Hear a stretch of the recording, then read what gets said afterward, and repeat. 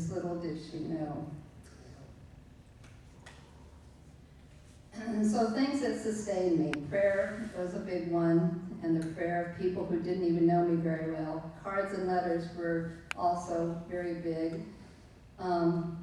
Those who stepped forward and helped us. We had our meals provided 3 times a week for 3 months. The school did 1 month. Our church, that we really weren't very close to at that point yet, supplied 3 meals for a week for a month, and then my work did that for us.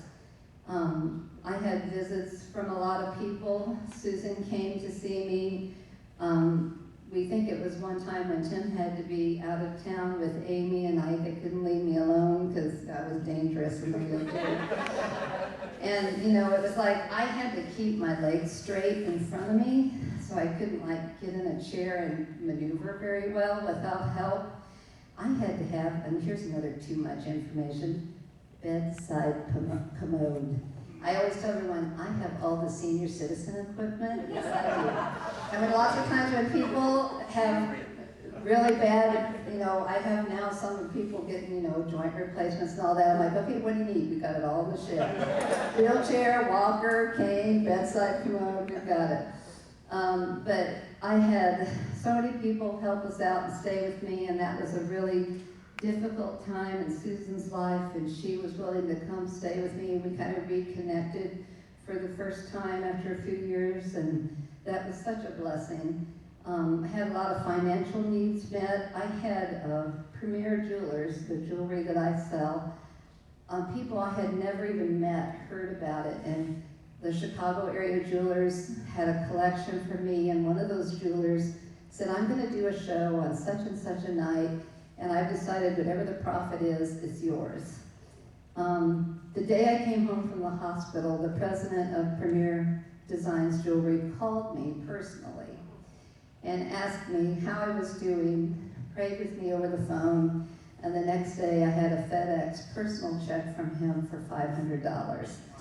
And I mean, Alan was very gracious to let me bring the jewelry. I was contemplating not, because I didn't want it to just look like I wanted to make money on you, but they are an amazing company. They support missions in over 80 countries, and I was fortunate enough to get involved when they were still small.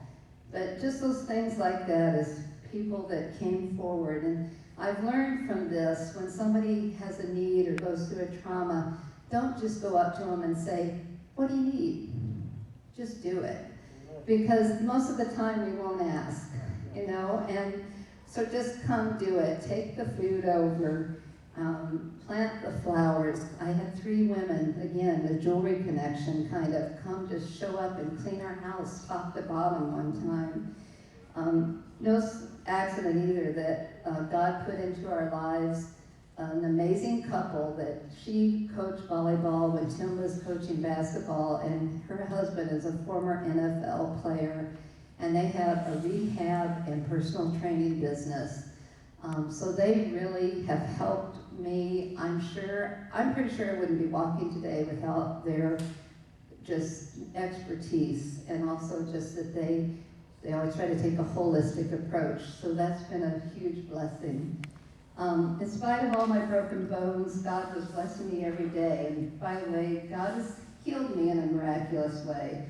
I do have rods, pins, and screws in my legs, and everyone always asks me, do you set off the alarms at the airport? You know what, it's so funny, because when this happened in '97, and I asked my surgeon, you know, don't you need one of these little cards? And he's like, no, they're so deep inside your body, you do not need that. Until 9/11 happened. And now I do set them off sometimes. It's just kind of depends on the airport, it seems.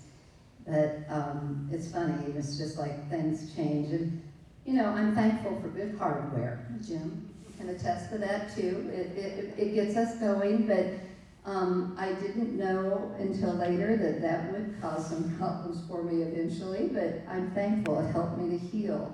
And from the wreck, I did not work for 3 months, or 6 months. I was in a wheelchair for 3 months, then I started to do some walking.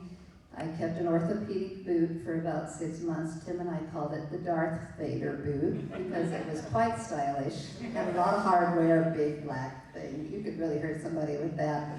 I had to sleep in a hospital bed for like the first 2 months I was home. So we had to move our bed out of our bedroom, and we found that, took one of the girls' twin beds and moved it down to our bedroom. So we had the hospital bed and the twin bed, and I said, oh, this is so Ozzie and Harriet.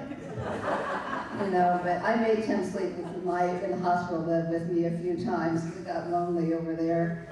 But I was able to eventually quit my full-time job. I went back to work 6 months later, and I could work part-time for a few months. But I then was able to, as a result of the wreck, I was able to quit full-time work and enjoy a more part-time schedule. I work part-time at the U of I and do my jewelry business. You know, I had my faith greatly increased.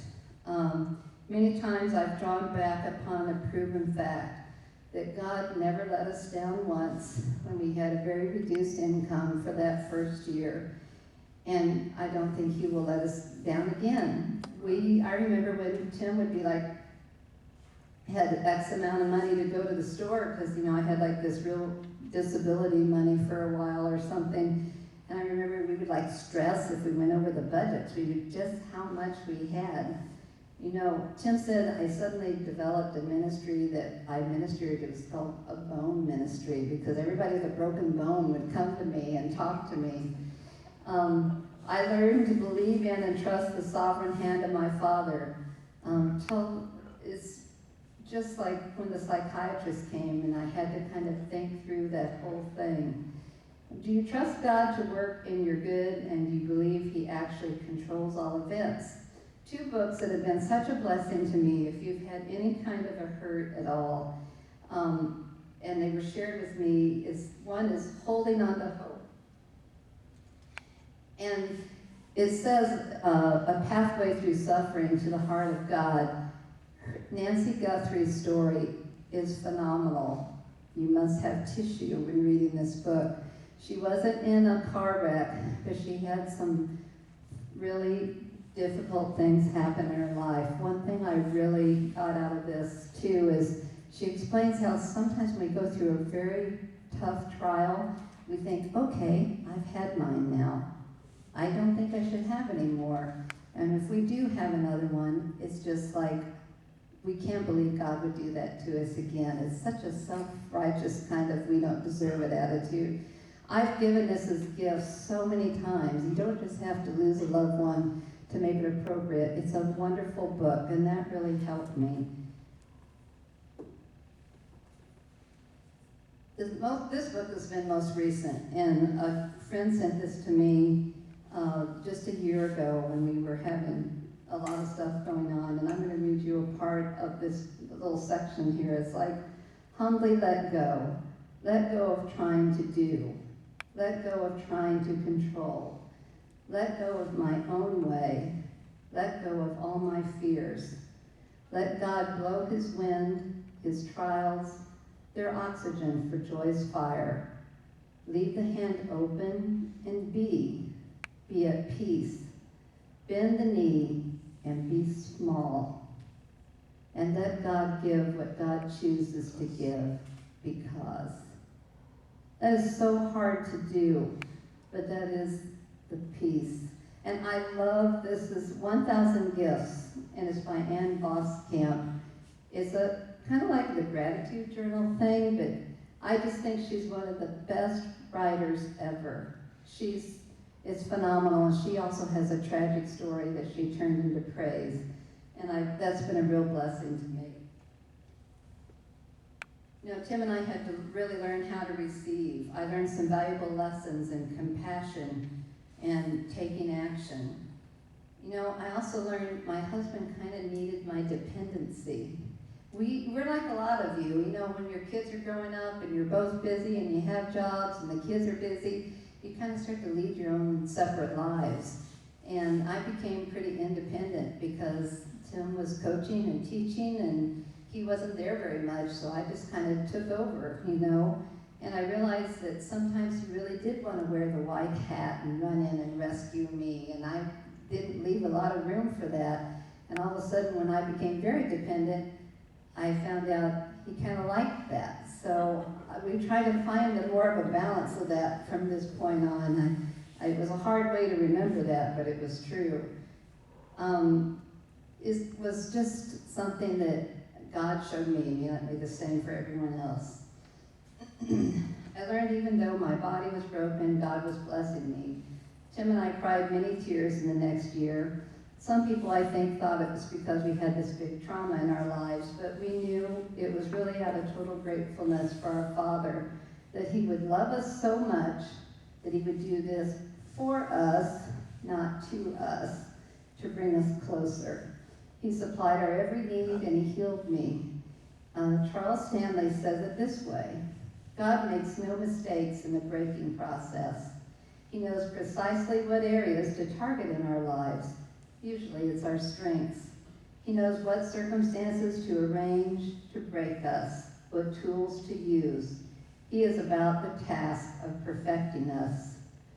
I learned God wanted to break me of my self-sufficiency. I was doing too much. I needed to slow down and let Him fill in the blank spots instead of trying to fill them in on my own. I left very little room for God to bless me and take care of many of my needs. I was trying to do it on my own. Now, I've had to add a chapter to this. I really did quite well for about 10 years. And about 5 years ago, as I say, the wheels started to fall off the wagon. And the rods and pins and screws, I found out through an injury and working out, have basically ruined my joints. And so I had to kind of go through that thing, like I said in the Nancy Guthrie book, think, really? So I, at that point, realized I'm going to need about 4 more surgeries. I've done 2 of them. And so the first step was I had to have the rod taken out of my femur. If you're squeamish, don't... I decided, why didn't I ask for all these little souvenirs every time? So in January 2010, I had to have this rod removed from my femur, and it went real well, because sometimes the surgeon says it can take hours. I'm like, I do not want to hear that, of pounding it out of the bone, because it's literally inside the bone. But it came out pretty good, but what happened, long story short, is when they were taking it out of my hip, they also removed some muscle because it had a calcium deposit and there was no other way. So anyhow, I just started in that year, every time I had a surgery, I got a new problem. So that hip joint's fine, but the muscle's weak. So I do a lot of working out to keep myself, to try to be more symmetrical. I try. I've never been symmetrical since. And then about 6 months later, I had that knee replaced. And then I get to repeat that on the other leg, except that rod is below the knee, and then I can have that knee replaced. But right now, I'm just trying to live with it. But I had about 2 years there where I was just in a lot of pain, a lot of days. And you go through something like that, you really get empathetic for people who have constant pain, because it can really wear you down. I used to cane a lot, but I kind of got to the point of, and of course, if you didn't see me during that time, you would know I have an animal print cane. I can't have a normal cane, people. I would bedazzle it if they would let me. And when I had my knee surgery, I developed blood clots, and they traveled to my lungs. So 2010 and 2011 were not my favorite years, but my knee is in pretty good shape, and I'm sure it's all gonna work out. It's just, I am usually a complicated girl in all of those things. I had a friend give me a gift when I was going through a lot of this, and I've had to remind myself of this. She had made for me this beautiful bracelet, and I'll have it on the table, but if you could see it, it has little blocks on it, and it says Ephraim.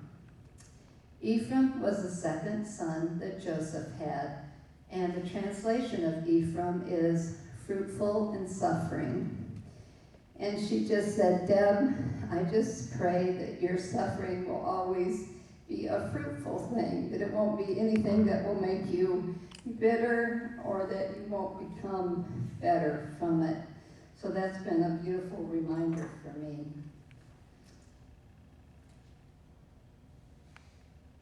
One thing in this too is just that Tim and I have learned it's really a lot about trying not to be bitter and just seeing the good in it, that joyful and fruitful in suffering. I have a friend whose son said this once, and we've all kind of held on to this statement. I think it has a lot of truth. When a person's faith gets outrun by their pain, they become a Christian cynic. They become bitter. You know, probably the secret to that is to be restored daily in His Word so that our pain never outruns our faith. I'm still learning that. I'm sure God will give me more opportunities to learn that. But I've thought back when I told you how I just feel kind of humbled and a little guilty to be the one standing up here, since I know everybody has their own story to tell. You know, I think when we all took our turn walking across the platform of Bethany to get our